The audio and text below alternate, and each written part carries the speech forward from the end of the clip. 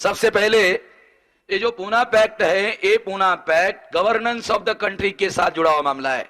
देश को कैसे चलाया जाए, कौन देश को चलाए, देश को चलाने में देश के सभी लोग शामिल हो या देश के कुछ ही लोग शामिल हो, इससे संबंधित विवाद से जुड़ा हुआ यह मामला है।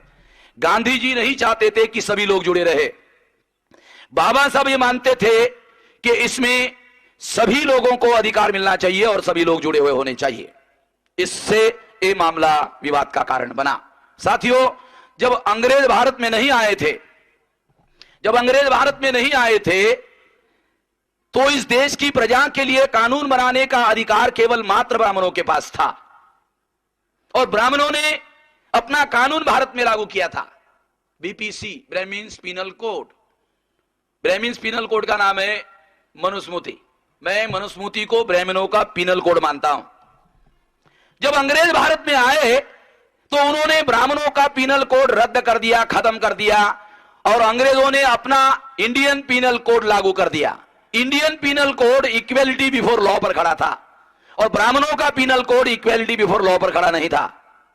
और जैसे ही इंडियन पीनल कोड अंग्रेजों ने लागू किया, अंग्रेजों ने 1817 को नंद कुमार देव नाम के ब्राह्मण को फांसी पर चढ़ाया।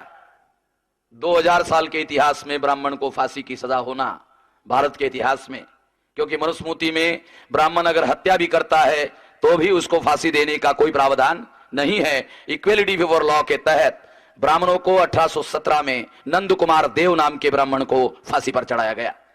ब्राह्मणों को लगा कि साला ये अंग्रेजों का शासन ये हमारे लिए खतरनाक है, इसलिए ब्राह्मणों ने योजना बनाकर 1857 का जो विद्रोह है वो खड़ा किया। 1857 के पहले अंग्रेजों ने कलकत्ता में विश्वविद्यालय खोला, मद्रास में विश्वविद्यालय खोला, बॉम्बे में विश्वविद्यालय खोला। आपको हैरानी होगी, अंग्रेजों ने सोचा भारत के लोगों को विश्व का ज्ञान होना चाहिए। किसने सोचा?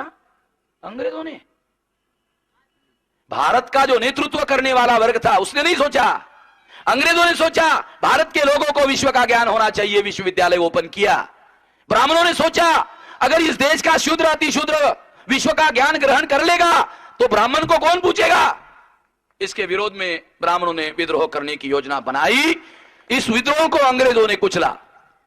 उसके बाद ब्राह्मणों ने दूसरे तरीके से हक और अधिकार हासिल करने की बात शुरू की। 1885 को कांग्रेस की स्थापना हुई। बाद में बाल गंगाधर तिलक